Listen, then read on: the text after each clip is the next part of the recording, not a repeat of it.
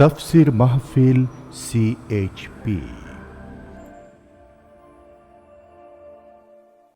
মিনারের সুর কি তুমি শোনো না, সুপথের ডাক কি তুমি বোঝো না, বাগানের ফুল কি তুমি দেখো না, নাজাতের পথ কি তুমি খোঁজো না। মিনারের সুর কি তুমি শোনো না, সুপথের ডাক কি তুমি বোঝো না, বাগানের ফুল কি তুমি দেখো না, নাজাতের পথ কি তুমি খোঁজো না। তুমি কি ভোরের আকাশ দেখো না, তুমি কি দিনের প্রকাশ দেখো না, তুমি কি ভোরের আকাশ দেখো না, তুমি কি দিনের প্রকাশ।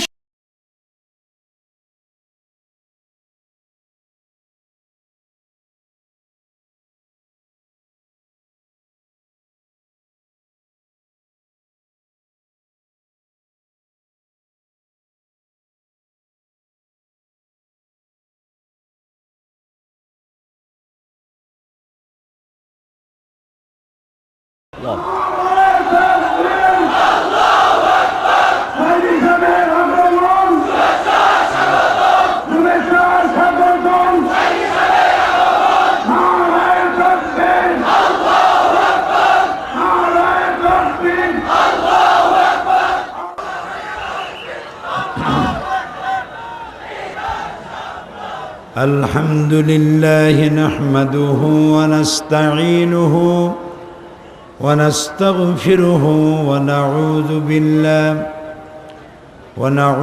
بالله من شرور أنفسنا ومن سيئات أعمالنا. من يهد الله فلا مضل له ومن يضلل فلا هادي له. ونشهد أن لا إله إلا الله وحده لا شريك له. ونشهد أن سيدنا وحبيبنا ومولانا محمدا عبده ورسوله الذي أرسله بالحق بشيرا ونذيرا وداعيا إلى الله بإذنه وسراجا منيرا. فقد قال الله تعالى في كلامه المجيد وفرقانه الحميد: أعوذ بالله من الشيطان الرجيم. بسم الله الرحمن الرحيم. إن الله وملائكته يصلون على النبي يا أيها الذين آمنوا صلوا عليه وسلموا تسليما. اللهم صل على مولانا محمد وعلى آل سيدنا مولانا محمد. اللهم صل على مولانا محمد وعلى آل سيدنا مولانا محمد. بلغ العلا بكماله كشف الدجى بجماله حسنت جميع خصاله صلوا عليه চট্টগ্রাম সমাজ কল্যাণ পরিষদ কর্তৃক আয়োজিত 5 দিনব্যাপী তাফসীরুল কোরআন মাহফিলের 27তম বৎসর এর উদযাপন উপলক্ষে আজকের এই চতুর্থ দিবসে সম্মানিত সভাপতি, বিশেষ অতিথি ফজিলতুল শেখ হযরতুল আল্লাম আদ-ডক্টর আব্দুর রশিদ সাহেব, ফজিলতুল উস্তাজ আহমদ ফৌজি ইব্রাহিম, ফজিলতুল শেখ হযরতুল আল্লাম মুফতি সঈদ আহমদ সাহেব, হযরত উলামায়ে কেরাম, উপস্থিত বাংলাদেশের বিভিন্ন এলাকা থেকে আগত, পার্শ্ববর্তী দেশ থেকে আগত সম্মানিত ভাইরা, পর্দার আড়ালের মা এবং বোনেরা, সুপ্রিয় সাংবাদিক বৃন্দ, আসসালামু আলাইকুম ওয়া রাহমাতুল্লাহি ওয়া বারাকাতুহু।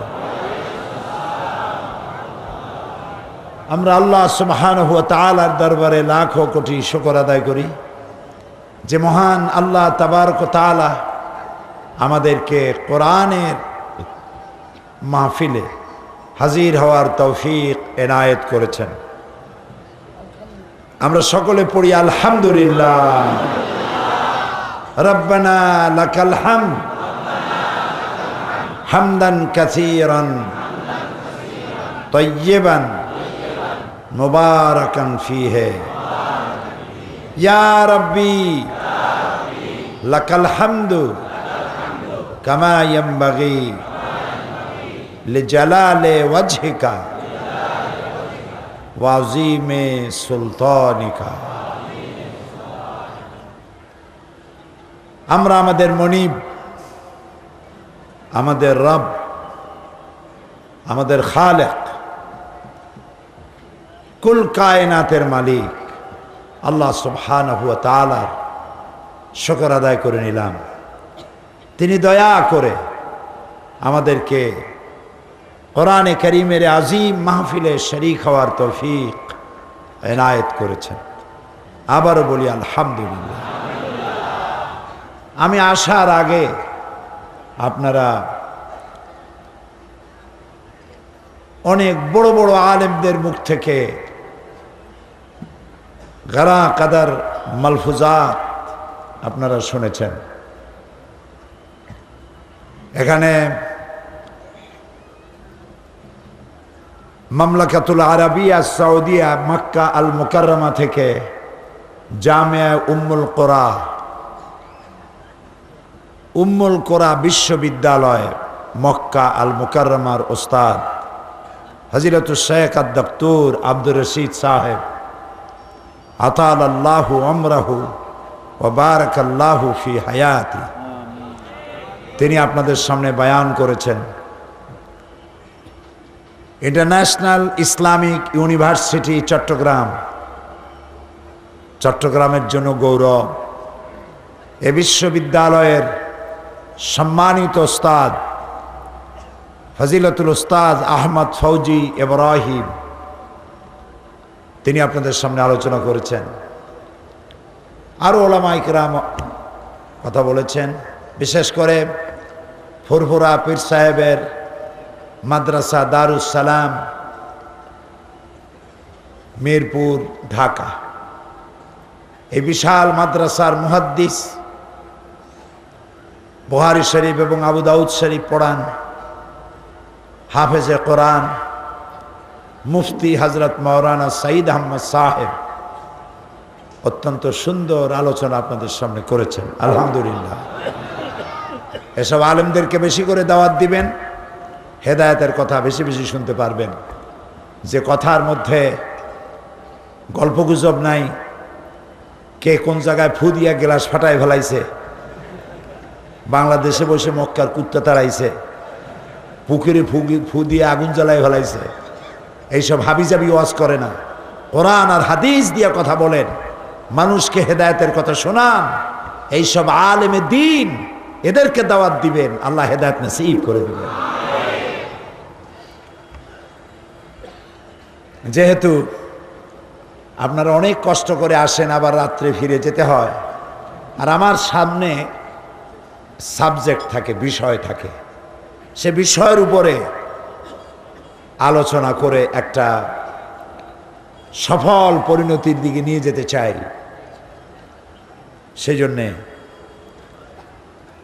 একটু দেরি হলেও আমি গুছিয়ে বলতে চেষ্টা করব। বিমাশিয়াতিল্লাহ তাআলা বিইজনিল্লাহ, সুবহানাকা লা ইলমা লানা ইল্লা মা আল্লামতানা আলাইহি তাওয়াক্কালতু ওয়া ইলাইহি উনীব।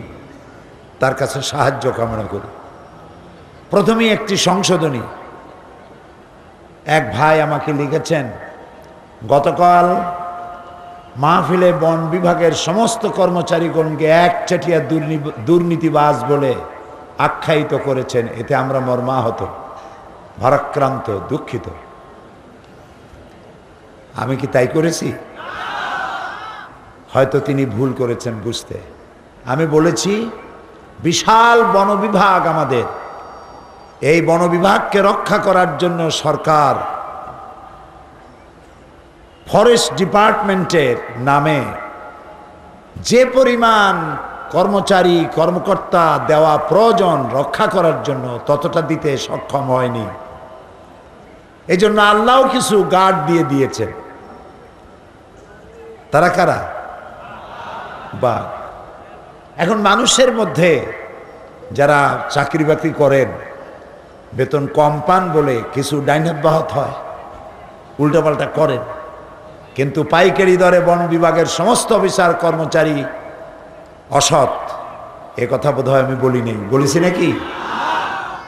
যিনি লিখেছেন তিনি কষ্ট পেয়েছেন, আপনার কষ্টের জন্য আমিও দুঃখ প্রকাশ করছি। আমি ওই অর্থে বলি নেই যে অর্থ আপনি মনে করেছেন। পুলিশ বিভাগকে ঘুষের জন্য দায়ী করা হয়। পাইকারি দরে সমস্ত পুলিশ ঘুষ খায়? মোটেই নয়। আমি এমন এসপির কথা জানি, আমার পিরোজপুরে ছিলেন। তিনি আমাকে বলেছেন, সরকার আমাকে যে বেতন দেয়, এই বেতন দিয়ে আমার হয় না, হালালভাবে আমার সংসার চলে না। তাই আমি আমার বউয়ের বাপের দেওয়া স্বর্ণ বিক্রি করে মুরগির ফার্ম করেছি, সেই ডিমগুলি বিক্রি করে হালাল খাইতে চেষ্টা করি। পুলিশের মধ্যে এরকম ভালো পুলিশ আছে, একজন দুইজন না, হাজার হাজার আছে। সুতরাং আমার দেশে আমরা গরিব হতে পারি, কিন্তু আমাদের দেশের মানুষ অনেক অনেক ভালো, আলহামদুলিল্লাহ। কি বন বিভাগ, কি পুলিশ বিভাগ, কি র্যাব, কি আর্মি, কি বিডিআর, প্রত্যেকটি সেকশনে আমাদের অনেক ভালো ভালো মানুষ আছে, আলহামদুলিল্লাহ। এই ভালো মানুষগুলো আছে বলেই তো দেশ চলতেছে, নইলে তো পানির বৃষ্টি না, বাংলাদেশে পাথরের বৃষ্টি হওয়া দরকার ছিল। ভালো মানুষ আছে। কাজে যিনি ভুল বলছেন, আপনি দুঃখে পাওয়ার জন্য আমি নিজেও দুঃখিত। আশা করি কথা ভালোভাবে বুঝতে চেষ্টা করবেন, তাহলে ভুল বুঝবেন না। প্রিয় ভাই সব, কোনো ভূমিকা ছাড়াই শুরু করা যাক। আলোচনা শুরু করেছিলাম সূরা আলে ইমরান, একটা আয়াতের একটি অংশ, পুরাটা না, সে অংশটুকুন আমি হারিয়ে গেছি, কোনো কেনারায় নিতে পারি নাই, পারবো না। সারা পৃথিবীর মানুষ যদি চেষ্টা করে, পারবে না। আটলান্টিক মহাসাগর, প্রশান্ত মহাসাগর, চায়ের চামচ দিয়া কত পানি আছে এটা মাপা যেমন অসম্ভব, কোরআনে কারীমের পূর্ণ ব্যাখ্যা মানুষের সামনে তুলে ধরা এর থেকে অসম্ভব। এটি পুরাটা কিতাব, এর প্রত্যেকটি সূরা কিতাব, এর প্রত্যেকটি পারা কিতাব, এর প্রত্যেকটি আয়াত কিতাব, এর প্রত্যেকটি শব্দ কিতাব, এর প্রত্যেকটি অক্ষর এক একটা কিতাব। সুবহানাল্লাহ। এবং এই কিতাব দিয়েই আল্লাহ রাব্বুল আলামিন তার নবীর মাধ্যমে পৃথিবীতে শান্তি আর শান্তি প্রতিষ্ঠা করেছেন। আল্লাহ রাব্বুল আলামিন বলেন, আলিফ লাম রা কিতাবুন আনজালনাহু ইলাইকা লিতুখরিজান নাসা মিনাল যুলুমাতি ইলান নূর। আলিফ লাম রা কিতাবুন আনজালনাহু ইলাইকা, আমি আপনার উপর একখানা কিতাব অবতীর্ণ করেছি। এই কিতাব এই জন্য অবতীর্ণ করেছি যাতে করে আপনি মানব গোষ্ঠীকে অন্ধকারের ভেতর থেকে আলোর দিকে নিয়ে আসতে পারেন। এই জন্য কিতাব দিয়েছি। সুবহানাল্লাহ। নবী সক্ষম, সফল। নবী করিম সাল্লাল্লাহু আলাইহি ওয়াসাল্লামের মতো সফল নবী পৃথিবীতে আর আসেন না। যে আয়াত থেকে শুরু করেছিলাম সেটি আপনাদের সামনে আবার পেশ করি। আল্লাহ রাব্বুল আলামিন বলছেন, ইন্নাদ-দীনা ইনদাল্লাহিল ইসলাম ওয়া মাখতালাফাল্লাযীনা উতুল কিতাবা ইল্লা মিন বা'দি মা জাআহুমুল ইলমু বাগয়ান বাইনাহুম ওয়া মান ইয়াকফুর বিআয়াতিল্লাহি ফাইন্নাল্লাহা সারিউল হিসাব। ইন্নাদ-দীনা ইনদাল্লাহিল ইসলাম, আল্লাহর কাছে মনোনীত, একমাত্র মনোনীত, পছন্দনীয়, মানুষের জন্য গ্রহণযোগ্য যে জীবন ব্যবস্থা, সেই ব্যবস্থার নাম কি? আরো জোরে বলুন। এই ইসলাম মানুষকে দিয়েছে সব সমস্যার সমাধান। সাদা এবং কালো মানুষের ব্যবধান দূর করেছে, শ্রমিকের অধিকার দিয়েছে, শিশুর অধিকার দিয়েছে, মানবাধিকার দিয়েছে, সাম্প্রদায়িক সম্প্রীতি দিয়েছে। এই পৃথিবীর মানুষকে আল্লাহ তাআলা দুইটি শ্রেণীতে ভাগ করেছেন। কয়টি শ্রেণী?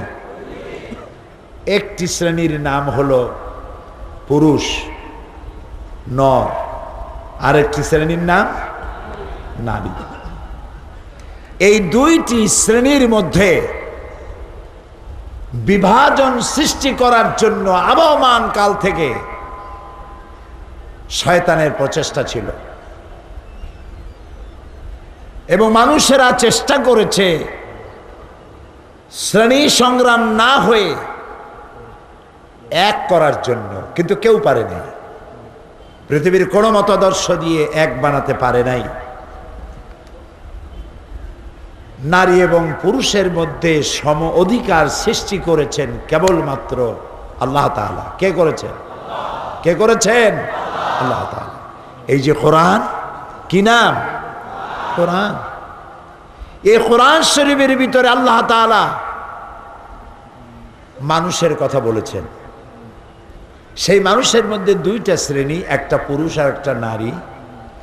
মানুষের নামে ইন জেনারেল একটা সূরা নাজিল হয়েছে।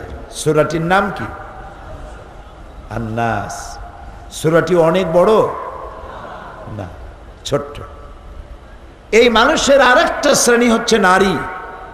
আরবিতে বলা হয় কি? এই সূরাটা ছোট না বড়? অনেক বড়। পুরুষের নামেও সূরা আছে, মহিলাদের নামেও সূরা আছে। এক শ্রেণীর তথাকথিত বুদ্ধিজীবী, এক শ্রেণীর তথাকথিত কবি সাহিত্যিক, কলামিস্ট, যারা নারী এবং পুরুষের মধ্যে যুদ্ধ বাঁধাতে চায়, এই কথা বলে যে ইসলাম নারীকে ঠকিয়েছে, আল্লাহ নিজেই পুরুষকে জিতায় দিয়েছেন আর নারীকে ঠকাই দিয়েছেন। নাউজুবিল্লাহ বলবেন না জোরে? অথচ নারী এবং পুরুষকে সৃষ্টি করেছেন কে? আল্লাহ তাআলা। আল্লাহর কাছে মর্যাদার দিক থেকে নারী এবং পুরুষের মধ্যে কোনো তারতম্য করা হয় নাই।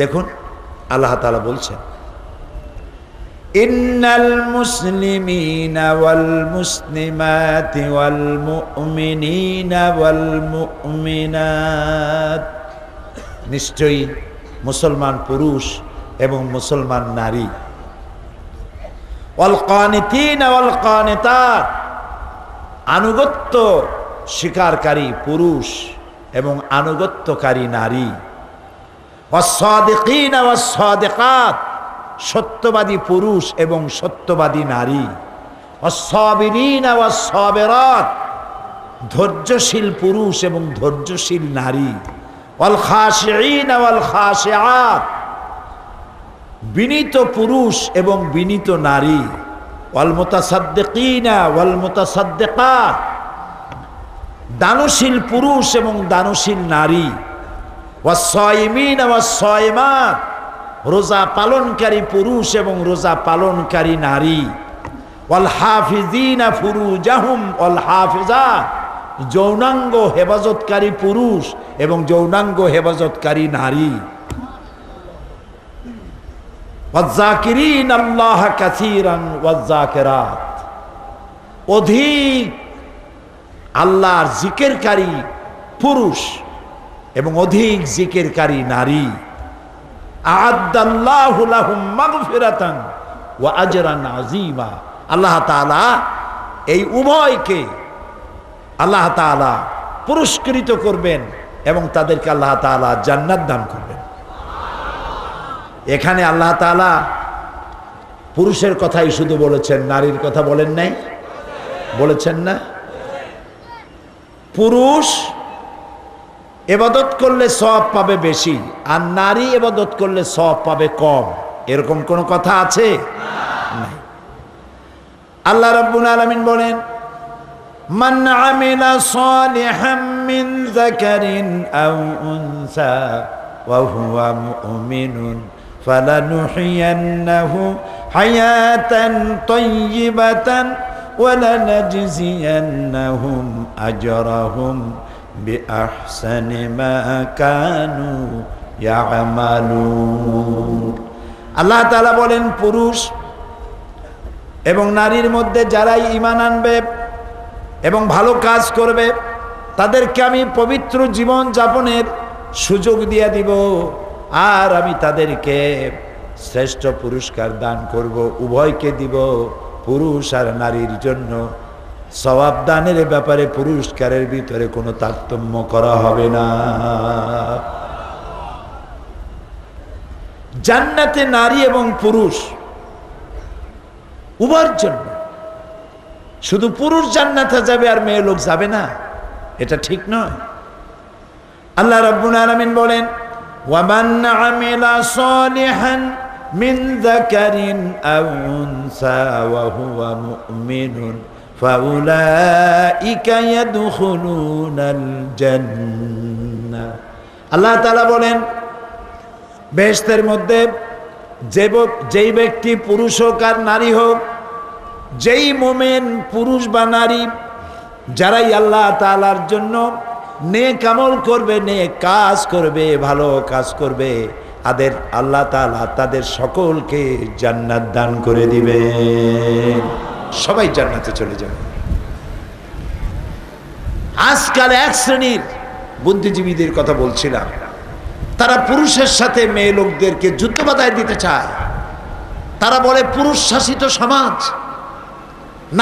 নারী অধিকার থেকে বঞ্চিত, সুতরাং পুরুষ শাসিত সমাজ থেকে নারীদেরকে উদ্ধার করে তাদেরকে আরো বেশি ক্ষমতা দিতে হবে।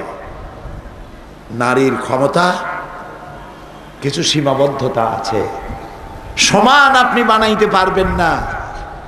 সমান বানানো কি সম্ভব? কখনোই না। কেমনে সমান বানাবেন? নারীর কাজ আলাদা, পুরুষের কাজ আলাদা।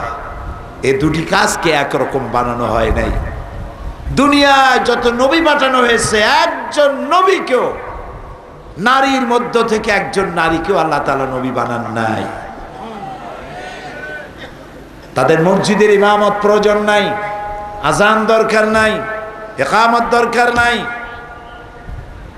আমেরিকা এক জাহিল, এক মূর্খ মহিলাকে দিয়ে আমেরিকা এক মসজিদের ইমামতি করেছে। আজানও দিয়েছে একজন মহিলা, পিছনে নামাজ পড়ছে পুরুষেরা। কত বড় কপাল মোড়া! তারা বলে কোরআন শরীফে কোন জায়গায় আছে মেয়ে লোকেরা নামাজের ইমামতি করতে পারবে না? হাদিস শরীফে কোন জায়গায় আছে ইমামতি করতে পারবে না? তাহলে পাল্টা প্রশ্ন করতে হয় যে কোন জায়গায় আছে যে করতে পারবে? সুতরাং এ ধরনের মিথ্যে কথা বলে নারীদেরকে পুরুষের উপরে খেপাইতে চায়। আর আল্লাহ কি বলেন? আল্লাহ তাআলা বলছেন নারী এবং পুরুষ পরস্পরের শত্রু না। কি? আল্লাহ তাআলা বলেন ওয়াল মুমিনুনা ওয়াল মুমিনাতি বা'দুহুম আউলিয়াউ বা'দ ইয়া'মুরুনা বিল মা'রুফি ওয়া ইয়ানহাউনা আনিল মুনকার। মুমিন পুরুষ আর মুমিন নারী উভয়ের জন্য বন্ধু স্বরূপ। তারা পরস্পরকে ভালো কাজের আদেশ দেয় আর অন্যায় কাজ থেকে তাদেরকে ফিরায় রাখে। নামাজ প্রতিষ্ঠা করে, যাকাত আদায় করে এবং আল্লাহ এবং রাসূলের আনুগত্য করে। এই ধরনের কাজ যারা করে আল্লাহ তাআলা বলেন আমি অবশ্যই তাদেরকে কিয়ামতে পুরস্কৃত করব। সুতরাং নারী এবং পুরুষের মধ্যে ইসলাম কোনো তারতম্য করে নাই, বরং মেয়েদের যে মর্যাদা আল্লাহ তাআলা দিয়েছেন কোরআন শরীফে, হাদিস শরীফে, আপনি চিন্তা করে কুল পাবেন না। মেয়েদের কত মর্যাদা আমাদের সমাজের লোকেরা জানে না। বরং বারবার যদি কোনো দম্পতির বারবার মেয়ে হয় তাহলে সেই স্বামী শ্বশুরবাড়ি যাওয়া বন্ধ করে দেয়, পারলে অনশন ধর্মঘট করে, বউর সাথে কথা বলা বন্ধ করে দেয়। আচ্ছা আপনারা বলেন, যদি বউর বারবার মেয়ে হয়, পুত্র হয় না, সেজন্য কি বউ দায়ী? সেজন্য কি মেয়ে দায়ী? মানুষ যদি দায়ী হয় তাহলে শুধু মেয়ে লোকটাই দায়ী হবে কেন? বেটা তুমিও তো দায়ী। এই জন্য কোরআনে কারিমে আল্লাহ তাআলা বলেছেন আমি কাউকে কন্যা সন্তান দেই, কাউকে পুত্র সন্তান দেই। শুনতেছেন? কাউকে কি দেই? কন্যা। কাউকে কন্যা সন্তান দেই, কাউকে পুত্র সন্তান দেই, কাউকে কন্যাও দেই পুত্রও দেই, কাউকে কিছুই দেই না।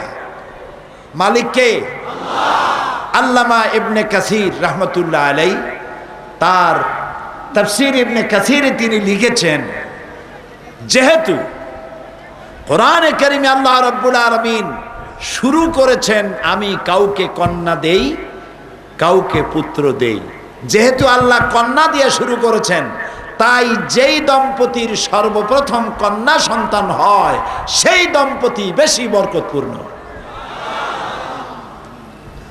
সুবহানাল্লাহ, আলহামদুলিল্লাহ। কারো যদি মেয়ে হয় ঘরে, আল্লাহ রাব্বুল আলামিনের হাবিব বলছেন মান আলা জারিয়াতাইনি হাত্তা তাবলুগা যা ইয়াউমাল কিয়ামাতে আনা ওয়া হুয়া কাহাতাইনি ওয়া দাম্মা আতাব আসাবিআহু, রাওয়াহু মুসলিম। নবী করিম সাল্লাল্লাহু আলাইহি সাল্লাম বলেছেন, যদি কেউ 2 কন্যার পিতা হয় অথবা 3 কন্যার পিতা হয়, এই 2টি কন্যাকে যদি যত্ন করে, এই 3টি কন্যাকে যদি যত্ন করে, আদব শিখায়, দিন শিখায়, ঈমান শিখায়, তাহলে কিয়ামতের দিন ওই 2 কন্যা 3 কন্যার পিতা আর আমি মুহাম্মদ সাল্লাল্লাহু আলাইহি ওয়াসাল্লাম জান্নাতের ভেতরে পাশাপাশি অবস্থান করব। আমাদের দেশে ছেলের যত্ন বেশি না মেয়ের যত্ন বেশি? হ্যাঁ, ছেলের যত্ন বেশি। ছেলে যদি হয় কোলে নেয়, ঘাড়ে নেয়, মাথায় নেয়। ছেলেটাকে যত্ন করে বেশি, মেয়েটাকে যত্ন করে না। নবী করিম সাল্লাল্লাহু আলাইহি ওয়াসাল্লাম বসে আছেন দরবারে নববী, সাহাবায়ে কেরাম বসা। একটা ছোট্ট ছেলে হামাগুড়ি দিতে দিতে আসছে। যার ছেলে, সে ছেলেটাকে তুলে নিয়ে গালে চুমা দিয়া কোলের উপরে বসাইলো। এরপরে ছোট একটা মেয়ে আসলো, মেয়েটিকে হাত দিয়া ধরিয়া এক পাশে বসাই দিল। রাহমাতুল্লিল আলামিনের চোখ এড়ালো না। প্রশ্ন করলেন, ওই লোকটিকে, ছেলেটি কার? তিনি বললেন আমার। মেয়েটি কার? তিনি বললেন আমার। রাসূলুল্লাহ বললেন, তোমার কি উচিত ছিল না তোমার 2টি সন্তানের সাথে সমান ব্যবহার করার? মেয়েটারে কোলে উঠাইয়া চুমা দিলা, ছেলেটারে কোলে উঠাইয়া চুমা দিয়া কোলে উঠায় বসালে, আর মেয়েটাকে হাত দিয়ে ধরে দূরে বসাইলা। এই তারতম্য করা তোমার জন্য ঠিক হয় না।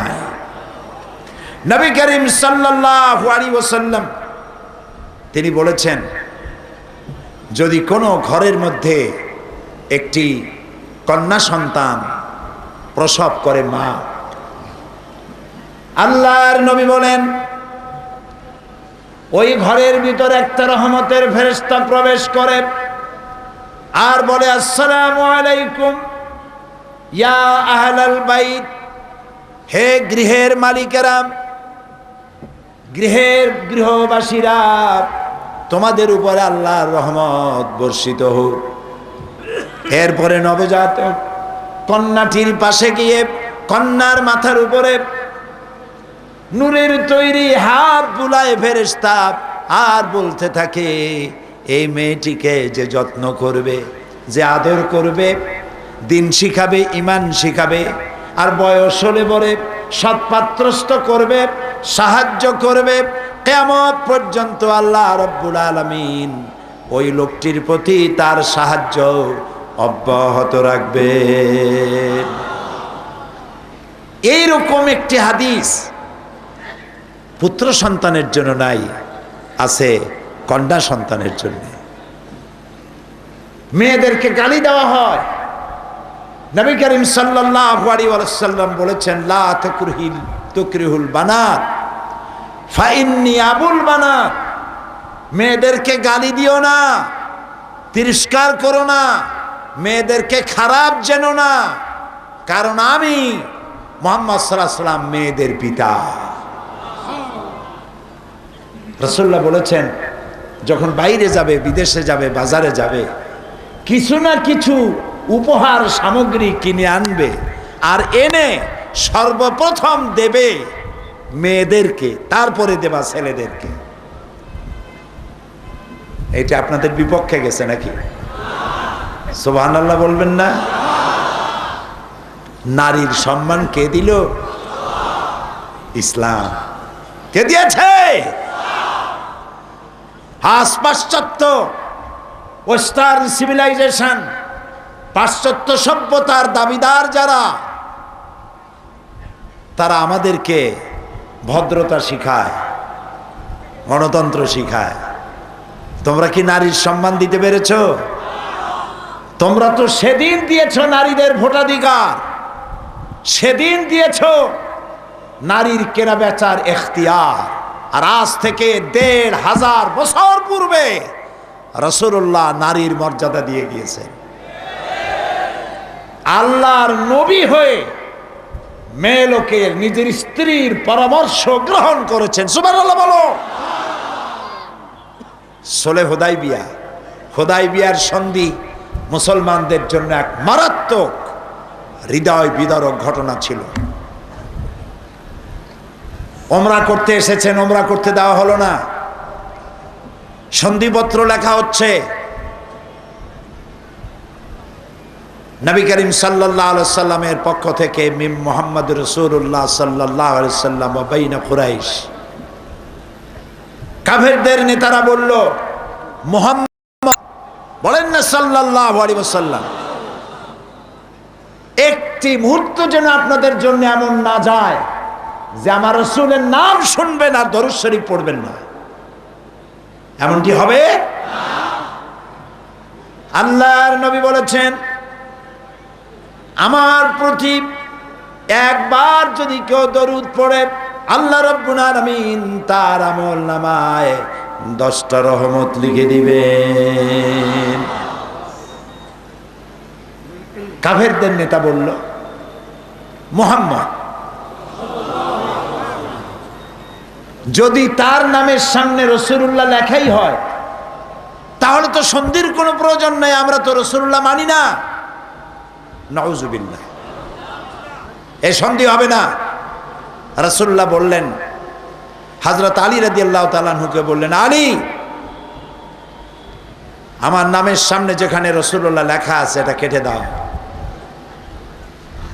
হযরত আলী বলেন, ইয়া রাসূলুল্লাহ, সারা জীবন আপনার হুকুম পালন করেছি, আনুগত্য করেছি, মৃত্যু পর্যন্ত আনুগত্য করি যাব, কিন্তু আজকের আপনার এই হুকুম মানা আমার পক্ষে সম্ভব হবে না। আমি মুহাম্মদ নামের সামনে থেকে রাসূলুল্লাহ কাটা আমার পক্ষে সম্ভব নয়। রাসূলুল্লাহ বললেন, আমাকে দেখাও কোন জায়গায় লিখেছো, আমি কেটে দেই। কেটে দিলেন, সন্ধিশ হয়ে গেল।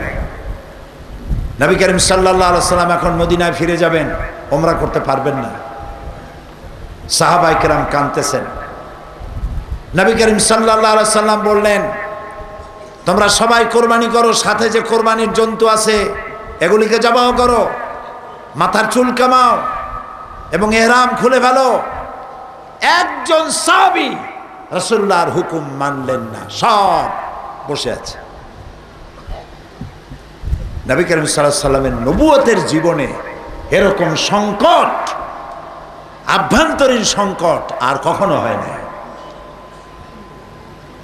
রাসূলুল্লাহ ঘরের মধ্যে তাঁবুতে প্রবেশ করলেন, মুখ মলিন। নবী করিম সাল্লাল্লাহু আলাইহি সাল্লামের স্ত্রী হযরত উম্মে সালমা রাদিয়াল্লাহু তাআলা আনহা, তিনি বললেন, ইয়া রাসূলুল্লাহ, আপনার মুখ মলিন কেন? অসন্তুষ্ট হয়ে বসে আছেন কেন? রাসূলুল্লাহ বললেন, আমার জীবনে, নবুয়তের জীবনে এমন অবস্থা কখনো হয় নাই, আমার সাহাবীরা আমার হুকুম পালন করছে না। হযরত উম্মে সালমা রাদিয়াল্লাহু তাআলা আনহা বললেন, ইয়া রাসূলুল্লাহ, সাহাবীদের বর্তমান অবস্থার উপরে আপনি অসন্তুষ্ট হবেন না। তাদের কলিজা, এই সন্ধিতে তাদের কলিজা চুর চুর হয়ে গিয়েছে। আপনি নিজে সর্বপ্রথম জবাহ করেন, নিজের মাথার চুল কামান, ইহরাম খোলেন, সাহাবীরা আপনাকে অনুসরণ করবেন। নবী করিম সাল্লাল্লাহু আলাইহি সাল্লাম স্ত্রীর পরামর্শ নিলেন, জবাহ করলেন, চুল কামালেন, ইহরাম খুললেন। সাহাবীরা সবাই রাসূলের অনুসরণ করলেন। সাহাবীরা মুখ মলিন করে মদিনার দিকে যাচ্ছেন। সকলের কাছে চিন্তা, আমরা বড় পরাজয় বরণ করে গেলাম। আল্লাহ রাব্বুল আলামিন সাহাবীদের মন কষ্ট আল্লাহর চাইতে কে বুঝবেন? সূরা ফাতাহ নাজিল হয়ে গেল, ইন্না ফাতাহনা লাকা ফাতাহাম মুবিনা। এটা কোনো সন্ধি, পরাজয়ের সন্ধি নয়, এটা সুস্পষ্ট বিজয়। অপেক্ষা করো, ইসলামের রাজতরণ খুলে দেওয়া হবে। নারীর মর্যাদা আল্লাহ দিয়েছেন, ইসলাম দিয়েছে, নবী দিয়েছেন, পাশ্চাত্য দিতে পারে নাই। পাশ্চাত্য নারীকে ভোগ করার জন্য হাজারো ব্যবস্থা করেছে, মর্যাদা দিতে পাশ্চাত্য পারে নাই। পাশ্চাত্যের চিন্তা, নারীর শরীরের কাপড় আর কত কমানো যায়, এটাই হচ্ছে তাদের প্রত্যেক দিনের চিন্তা আর গবেষণা। নিজেদের ব্যাপারে খুব সচেতন। ফুল প্যান্ট পরা, মোজা পরা, প্যান্ট দিয়ে জুতা ঢাকা, রাস্তা দিয়ে হেঁটে গেলে সুইপার লাগে না, ওর প্যান্টের কামি রাস্তা সারা। জামা গায়ে দিছে প্যান্টের মধ্যে ইন করা, এখানে আবার কি কাফন না কি কয় কফি লাগানো, গলায় আবার টাইট করে বাঁধা, কোনো আলো যেন শরীরের কোনো জায়গায় দিয়া ঢুকতে না পারে, শরীর যেন কেউ না দেখে। আর যার শরীর ঢাকতে বলা হলো সেই নারীর শরীরের কাপড় ইঞ্চি ইঞ্চি করে কমাতে কমাতে কোথায় নিয়ে গেছে। আমার মনে হয় শয়তান লজ্জায় কাঁদতেছে আর চিন্তা করতেছে যে আমি শয়তান হইয়া লাভ হইল কি। প্রিয় ভাই সব, আল্লাহ রাব্বুল আলামিন নারীকে মর্যাদা দিলেন, কন্যা হিসেবে মর্যাদা দিয়ে দিলেন, মর্যাদা দিলেন। এই মেয়ে বড় হলো, যৌবন পেল, বিবাহের জন্যে তাকে ইখতিয়ার দেওয়া হলো। জবরদস্তি করে বিয়ে দিতে পারবেন না, মেয়ের মত লাগবে, মেয়েকে জিজ্ঞেস করতে হবে। আপনি পিতা, আপনি মাতা, ঠিক আছে, কিন্তু জোর করে তার মতের বাইরে আপনি বিবাহ দিতে পারবেন না। আবার মেয়েরও উচিত নয়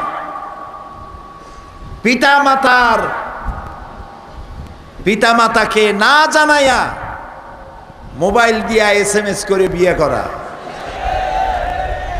এতেও কপাল পড়বে, এটাও কপাল পড়বে। তোমার বয়স কম, যার সাথে তোমার প্রেম হয়েছে, তোমার পিতামাতার মর্যাদার জুতার কাছেও সে হয়তো দাঁড়াইতে পারে না। তুমি বড় লোকের মেয়ে, তোমাকে বিয়ে করলে তোমার বাড়িটা দখল করতে পারবে, এই জন্য ভালোবাসার ভরিতা করে তোমাকে ফাঁদে ফেলে। তোমার বয়স ওই রকম হয় নাই যে তুমি এই ফাঁদ বুঝতে পারবে, সেই জন্য মা বাপ এড়িয়ে, মুরব্বি এড়িয়ে, কোর্ট ম্যারেজ যারা করেছে, লাভ ম্যারেজ যারাই করেছে, নোকসান হয়েছে, লাভ হয় নাই, নোকসান হয়েছে অধিকাংশ ক্ষেত্রে। তবে নবী করিম সাল্লাল্লাহু আলাইহি ওয়াসাল্লামের সুন্নত হচ্ছে নারী এবং পুরুষ উভয়কে দেখে নেবে, এবং কুপুতে কুপুতে মিল হতে হবে। নারী উচ্চ শিক্ষিতা আর ছেলে ম্যাট্রিক পাস করতে 7 বছর বাকি, ফার্স্ট ডিভিশনে ফেল করছে 3 বার। বড় লোকের ছেলে, গলায় সোনার চেন, দেখতে আলকাত্তারার মতো, কিন্তু মেয়ে চাই পূর্ণিমার চাঁদের মতো। এটা কি মিশবে? মিশবে না। মেয়েরাও আজকে কম যায় না। আগে তো মেয়ে দেখতে যাওয়া হতো, বলতো দাঁড়াও, মেয়ে দাঁড়াইতো, দাঁত বের করে, দাঁত বের করতো, মাথার চুল কত, চুল ফালাও, হাঁটো, হাঁটতো। আপনি কি গরু কিনতে গেছেন? এটা তো মানুষ। নাম কি? না না না, জিজ্ঞেস করতেছে মেয়েকে নাম কি? আধুনিক নাম। কয় যে আমার নাম অক্সিজেন বেগম। সুন্দর নাম, এটাই তো চাই। কোরআন শরীফ পড়তে জানি কিনা তা জিজ্ঞেস করে না। রবীন্দ্রনাথের প্যান প্যানানি সুর জানো কিনা, সারে গামা, পাদানিসা, বাবা খালু, মামা নানা, এগুলো জানো কিনা? কপাল পোড়া। কি পোড়া? বেটাকে জিজ্ঞেস কর কোরআন পড়তে জানো কিনা। জিজ্ঞেস করুন, মা তোমার নাম কি? মেয়েরা আজকাল জামানা উল্টে গেছে, জামানা উল্টে গেছে।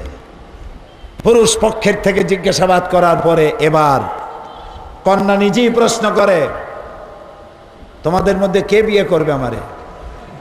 তো বললো যে মিস্টার বল্টু মিয়া। আচ্ছা, স্ট্যান্ড আপ, দাঁড়াও, হাঁটো,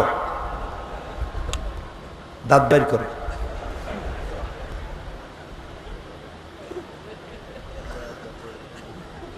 হাতে সিরিঞ্জ থাকে, রক্ত নেবো, এইডস আছে কিনা দেখবো।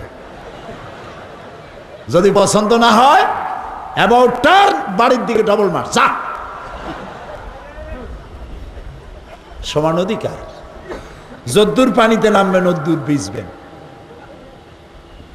ইসলাম বলেছে উভয় উভয়কে দেখে নেবে, সুন্নত, অধিকার সমান। কিন্তু ছেলে আর মেয়ে দুজন এক রুমের মধ্যে দেখা সাক্ষাৎ করবে না, সেখানে মুরব্বী কেউ থাকবে, তারপরে একে অপরকে দেখে নেবে। রাসূলুল্লাহ বলেছেন হতে পারে তোমার চোখে আল্লাহ তাকে ভালো লাগাই দিতে পারেন, এবং দোয়া করতে হবে প্রত্যেকটি অবিবাহিতা মেয়েকে যে আল্লাহ তাআলা একটা চরিত্রবান যুবক ছেলে আমার জন্য, একজন দিনদার ইমানদার স্বামী আমাকে দিও। আর অবিবাহিত যুবকদেরকে দোয়া করা উচিত, আল্লাহ একটা সালেহা নেককারিনী সতীত্ব সতীসাধ্যী একটা ভালো মেয়েকে আমার স্ত্রী হিসেবে তুমি আমাকে দিও। কেননা দুনিয়া কুল্লুহা মাতাউন ওয়া খায়রুল মাতাইদ দুনিয়া ইমরাতু সালেহা। রাসূলুল্লাহ বলেছেন দুনিয়ার সব সম্পদ, এর মধ্যে শ্রেষ্ঠ সম্পদ হলো সতীসাধ্যী নেককারিনী স্ত্রী। সুবহানাল্লাহ। নবী করিম সাল্লাল্লাহু আলাইহি ওয়াসাল্লাম তিনি বলেছেন যেইভাবে দেখা সাক্ষাৎ করে নিয়ে তারপর বিবাহ বন্ধনে আবদ্ধ হবে। এখন আল্লাহ বলছেন অমিন আয়াতিহি আন খালাকা লাকুম মিন আনফুসিকুম আজওয়াজান লিতাসকুনু ইলাইহা ওয়া জাআলা বাইনাকুম মাওয়াদ্দাতান ওয়া রাহমা। আমি তোমাদের থেকে তোমাদের জোড়া সৃষ্টি করেছি, আর তোমাদের পরস্পরের মধ্যে আমি ভালোবাসার সৃষ্টি করেছি, আর এরপরে তোমাদের মধ্যে সহৃদয়তা আর করুণার সৃষ্টি করে দিয়েছি। ভালোবাসা কে দিলেন? আল্লাহ তাআলা।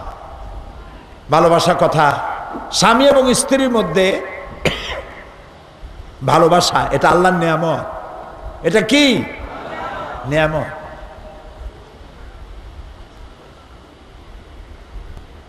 ছেলে হলো সিলেটের, মেয়ে হলো চট্টগ্রামের। চট্টগ্রামের ছেলে শুটকি দারুণ পছন্দ করে, সিলেট বা ঢাকার মেয়ে শুটকির গন্ধ শুনলে দরজা দরজা বন্ধ করে দিয়ে থাকে। একজনের মেজাজের সাথে আর একজনের মেজাজের মিল নাই, রুচির মিল নাই। একজনের পরিবারের সাথে আর এক পরিবারের চাল চলনের মিল নাই, এতে তো প্রত্যেক মুহূর্তে মারামারি হওয়ার কথা। আল্লাহ তাআলা বলেন আমি ভালোবাসা সৃষ্টি করে দিয়েছি। সুবহানাল্লাহ। একজন আর একজনের জন্য জীবন দিয়ে দিতে পারে। সুবহানাল্লাহ। আর যখন বার্ধক্যে পৌঁছে গেল তখন সেই ভালোবাসা আমি সহৃদয়তা এবং করুণার সৃষ্টি করে দিলাম বুড়া বুড়ির মধ্যে। সুবহানাল্লাহ। আল্লাহ রাব্বুল আলামিন বলেন তোমাদের মধ্যে তোমাদের অবস্থাটা হলো হুন্না লিবাসুন লাকুম ওয়া আনতুম লিবাসুন লাহুন্না। তোমরা পরস্পর পরস্পরের জন্য পোশাক স্বরূপ, পরিচ্ছদ স্বরূপ, একজন আরেকজনের পোশাকের মতো। পোশাকের কাজ কি? ঠান্ডা থেকে শরীরকে বাঁচানো, শরীরের আয়েবকে ঢেকে রাখা, দোষকে ঢেকে রাখা। স্বামী স্ত্রী পরস্পর পরস্পরের আয়েবগুলি, দোষগুলি ঢেকে রাখবে। জামা কাপড় যেমন শরীরের সাথে মিশে থাকে, স্বামী স্ত্রী পরস্পর ভালোবাসা দিয়ে পরস্পরের সাথে মিশে থাকবে, এটা আল্লাহ তাআলা চান। ওয়াশিরুহুন্না বিল মারুফ। আর সেই স্ত্রীদের সাথে সদ্ব্যবহার করো, কে বলছেন? আল্লাহ তাআলা। দেখবেন যেই সংসারে স্বামী স্ত্রীর ভালোবাসা নাই, কাউকে না কাউকে স্যাক্রিফাইস করতে হবে। স্বামীর মেজাজ 100 ডিগ্রি, স্ত্রীর মেজাজ 1000 ডিগ্রি। এখানে তো প্রতি মুহূর্তে ফায়ার হবে, ঠিক কিনা? কাউকে না কাউকে স্যাক্রিফাইস করতে হবে, এবং স্যাক্রিফাইস পুরুষেরই বেশি করতে হবে। রাগ করতেছেন নাকি? কারণ হচ্ছে নবী করিম সাল্লাল্লাহু আলাইহি সাল্লাম একবার উঠে চড়ে যাচ্ছিলেন। তো উঠে চড়ে যাওয়ার সময় উট চালকরা গান গায়, সেই গানের তালে তালে উট চলতে থাকে। রাসূলুল্লাহ বললেন, উটের চালককে আস্তে চালাও, কারণ উটের পিঠের উপরে কাঁচ আছে। কাঁচ বোঝেন কি? গ্লাস, কাঁচ। মহিলা ছিলেন, রাসূলুল্লাহ মেয়েদেরকে কাঁচের সাথে তুলনা করেছেন। কাঁচ টোকা লাগলেই ফেটে যায়, ভেঙে যায়। তাদের মনটা নরম এবং ক্ষণভঙ্গুর, অল্প কথায় বিগড়ে যায়। সারা জীবন ভালো শাড়ি দিছেন, একদিনের শাড়িটা খারাপ হয়ে গেছে, হয়তো বলেই ফেললো, তোমার সাথে বিয়ে হওয়ার পর একটা ভালো শাড়ি আমি জীবনে পাইলাম না। অবশ্য চিটাগংয়ে এরকম বলে না। সারা জীবন মধুর সম্পর্ক, একদিন ঝগড়া লাগলো, বলেই ফেললো, তোমার ঘরে এসে জাহান্নামের জীবন যাপন করলাম, একটু ভালোবাসা দিতে পারলা না, খালি ঝগড়া করো। ঝগড়াঝাটি মাঝে মধ্যে একটু হওয়া খারাপ না। রাত দিন 24 ঘন্টা যদি পোলাও করে খায়, পেটে অসুখ হবে। মাঝে মধ্যে একটু মন খারাপ, একটু মান অভিমান হলে পরে, তারপরে যখন মিলমিশ হয়, সুবহানাল্লাহ, মধুর সম্পর্ক।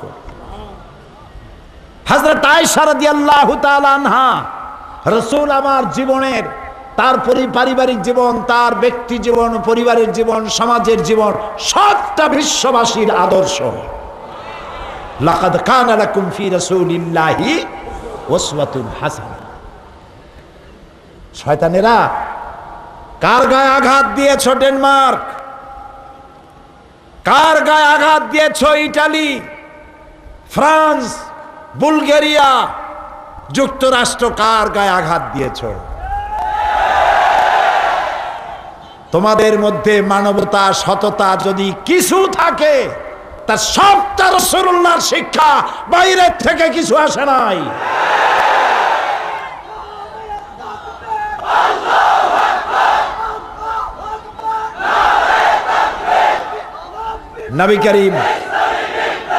নবী করিম সাল্লাল্লাহু আলাইহি ওয়াসাল্লাম স্ত্রীদের সাথে মনোমালিন্য হয়েছে। হযরত আবু বকর রাদিয়াল্লাহু তাআলা আনহু বলেন, তিনি শুনতে পেলেন হযরত আয়েশার বড় আওয়াজ, রাসূলুল্লাহর সঙ্গে ঝগড়া হচ্ছে, উচ্চস্বরে কথা বলছেন। তিনি ভেতরে চলে গেলেন, বললেন, আয়েশা, তুমি আল্লাহ রাসূলের সাথে এইভাবে কথা বলো? থাপ্পড় দিয়ে আগায় নিয়ে গেছেন। রাসূলুল্লাহ সাল্লাল্লাহু আলাইহি ওয়াসাল্লাম হযরত আয়েশাকে ধরে নিজের পিঠের পিছনে নিয়ে গেলেন। হযরত আবু বকর রাদিয়াল্লাহু তাআলা আনহু চলে যাওয়ার পর রাসূলুল্লাহ মুস্কি হেসে বললেন, আয়েশা, দেখলা কেমনে তোমার আজকে আমি বাঁচাই দিলাম। সুবহানাল্লাহ কইতে ইচ্ছে করে না? আরে সারা পৃথিবীর মুসলমানেরা, গোটা বিশ্ব যদি তাদের কলিজা ছিঁড়ে রাসূলুল্লাহর কদম মোবারক ছেড়ে দেয়, ঋণ শোধ হবে না। হযরত আয়েশার বয়স কত? 7 বছরে বিয়ে হলো। 9 বছরের সময় রাসূলের ঘরে আসলেন, ছোট ছোট পুতুল নিয়ে আসছেন। পুতুল খেলাও তখন তার যায় নাই, পুতুল নিয়ে খেলা করেন। রাসূল তাকে কতটা ভালোবেসেছেন, যার কারণে সফরের হালতে মরুভূমির মধ্যে তাবু গাড়া, রাসূলুল্লাহ লটারি করেছেন, লটারিতে পড়লো অন্য এক স্ত্রীর তাবুতে তিনি আজ রাত কাটাবেন, আয়েশার তাবুতে নয়। হযরত আয়েশা রাদিয়াল্লাহু তাআলা আনহা তাবুর মধ্যে শুয়ে পাও দুটো তাবির বাইরে দিয়েছেন, দুটো পা নাড়াচ্ছিলেন আর বলছিলেন, এই মরুভূমিতে কি কোনো বিষাক্ত বিচ্ছু বা সাপ নাই যে আমাকে দংশন করতে পারে? রাসূলুল্লাহর বিরহ সহ্য করার চাইতে, এ কষ্ট সহ্য করার চাইতে বিচ্ছুর দংশন বোধহয় অনেক ভালো। কতটা ভালোবাসা পেলে এই অবস্থার সৃষ্টি হয়। সুবহানাল্লাহ। নবী করিম সাল্লাল্লাহু আলাইহি ওয়াসাল্লাম তিনি বলেছেন, তোমাদের মধ্যে উত্তম তো সেই যে ব্যক্তি তার স্ত্রীদের কাছে উত্তম। আমি আমার স্ত্রীদের কাছে উত্তম ব্যক্তি। হযরতে আবু সুফিয়ান রাসূলের শ্বশুর, উম্মে হাবিবা রাদিয়াল্লাহু তাআলা আনহা রাসূলের স্ত্রী, আমাদের মা। আবু সুফিয়ান তখন ইসলাম কবুল করেন নাই, মেয়ের ঘরে ঢুকেছেন, বসবেন। হযরত উম্মে হাবিবা বলছেন, আব্বা অপেক্ষা করুন। খাটের উপরের চাদরটা সরায় দিলেন, খালি খাটটা দিলেন, বসেন। পিতা বসলেন না, আহত হলেন। বললেন, মা তোমার ব্যবহারে আমি আহত হলাম, একটা নতুন চাদর থাকলে তুমি আমারে দিতা, তা না দিয়া বিছানো চাদরটারে উল্টায় দিলা, আমি তো অপমান বোধ করছি।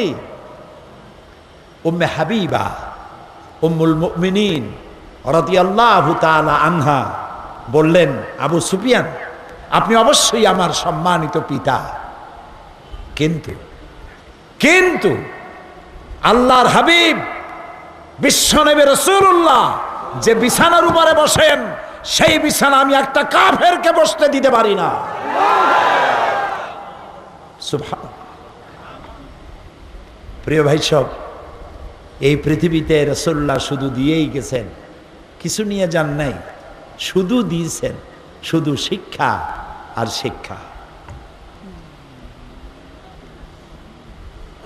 নারীর স্বামী স্ত্রীর মর্যাদার কথা বলা হয়েছে। প্রিয় ভাই সব, সংসার সুখের যদি বানাতে চান, কিছুটা স্যাক্রিফাইস করতে হবে। রাসূলুল্লাহ বলেছেন, মেয়ে লোকেরা বাঁকা হাড়ের তৈরি। কি হাড়? বেশি সোজা করতে চাইও না, ভেঙে যাবে। তার অর্থ কি বোঝেন? অর্থ দাম্পত্য জীবনের 12টা বাজে যাবে।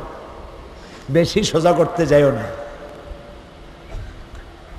নারীদের উপরে সহনশীল হও, তাদের মর্যাদা দাও, তাদেরকে সম্মান দাও। রাসূলুল্লাহ সম্মান দিতে বলেছেন, আলহামদুলিল্লাহ। প্রিয় ভাই সব, নবী করিম সাল্লাল্লাহু আলাইহি ওয়াসাল্লাম এই ইসলাম নারীকে দিয়েছে অর্থনৈতিক অধিকার। বিবাহের সময় তাকে মহারানা দিতে হবে। আল্লাহ তাআলা কোরআনে কারিমে বলেছেন, ফাতুহুন্না উজুরাহুন্না ফারিদা। মহারানার টাকা আদায় করতে হবে ফরজ রূপী দায়িত্ব হিসাবে। মহারানা আদায় করা কি সুন্নত না নফল? জোরে বলেন। আজকাল বিবাহে দেখা যায় মহারানার টাকা বাদে 7,77,753 টাকা 1 পয়সা। এটা কি বাটার দোকান? মহারানা সেই পরিমাণ বাঁধবেন, আপনার গোষ্ঠীর মর্যাদার উপরে নির্ভর করে না। মহারানার টাকা আদায় করবে কে? স্বামী। কে? ও যেন দিতে পারে সেই পরিমাণ, সেজন্য দিতে হবে। মহারানার টাকা সঠিকভাবে আদায় করতে হবে। অনেক পুরুষ আছে স্ত্রীর কাছে ক্ষমা চায়, লজ্জা হওয়া উচিত। কেন ক্ষমা চাইবেন? আপনার স্ত্রী, আর আপনার আদায় করে দেওয়া ফরজ। যারা বিবাহ করার পর মহারানা আদায় করেন নাই, সেরকমের লোক মাহফিলে আছে না? আদায় করার একটা সহজ বুদ্ধি বলে দেব কি? যারা দেন নাই, শাস্তির কথাটা আগে শোনেন। স্ত্রী যদি মাপ না করে ইচ্ছায়, আর আপনি যদি আদায় না করেন, আদায় করার ক্ষমতা থাকা সত্ত্বে স্ত্রীও মাফ করে নাই, আপনিও ইচ্ছে করে দেন নাই, কিয়ামতের ময়দানে এ ধরনের স্বামীকে জিনাকারের কাতারে দাঁড়াতে হবে। নাউজুবিল্লাহ। আল্লাহর ফরজ হুকুমকে আপনি ভঙ্গ করেছেন, নষ্ট করেছেন। আদায় করার রাস্তা কি? আজকে রাত্রে যারা মহারানা দেন নাই, আজকের রাত্রে গিয়ে বলবেন, প্রিয়তমা, প্রাণের স্ত্রী, তোমার সাথে আমার বিবাহ হয়েছে, এত টাকা মহারণে আমি দিতে পারি নাই, আমি আজকে ওয়াদা করে এসেছি সব টাকা তোমার দেব, তবে এককালীন দেওয়ার ক্ষমতা আমার নাই, তুমি আমারে একটু সুযোগ দাও, প্রতি মাসে 200, 500, 1000 যেটা আপনি সইতে পারেন। বলবেন এইভাবে করে আমি তোমার পুরা টাকা শোধ করে দেব। এভাবে দিতে দিতে আদায় করার আগে যদি আপনি মরেও যান, দেওয়ার নিয়ত ছিল বলে আল্লাহ রাব্বুল আলামিনের দায়িত্ব থেকে আপনাকে মুক্ত করে দেবে। সুতরাং মহারানার টাকা আপনাকে দিতেই হবে। এমনকি স্ত্রীকে যদি আপনি পাহাড় সমতুল্য সম্পদ দেন, তার থেকে কণা মাত্র ফেরত নিতে আল্লাহ নিষেধ করেছেন।